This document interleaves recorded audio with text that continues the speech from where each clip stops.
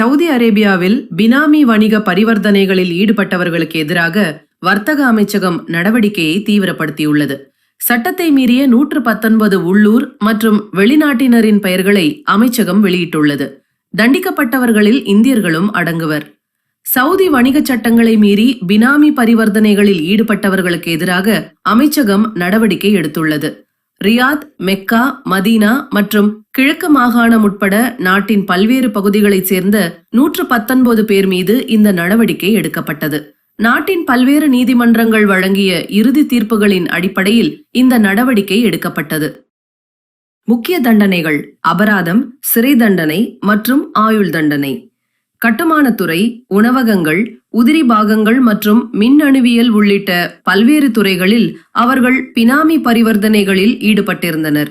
இதில் ஈடுபட்ட இந்திய குடிமக்களுக்கு நீதிமன்றம் கடுமையான அபராதம் மற்றும் தண்டனைகளையும் விதித்தது.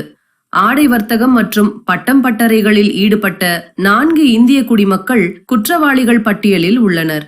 நிறுவனத்தை மூடுவது மற்றும் உரிமத்தை ரத்து செய்வது போன்ற நடவடிக்கைகளும் அவர்களுக்கு எதிராக எடுக்கப்பட்டன. பினாமி வணிகங்களை தடுப்பதன் மூலம் நாட்டின் பொருளாதாரத்தை பாதுகாப்பதே இதன் நோக்கம். முறையான ஆவணங்கள் இல்லாமல் வணிகங்களை நடத்துபவர்களுக்கு எதிராக ஆய்வுகள் தொடரும் என்றும் அமைச்சகம் எச்சரித்துள்ளது.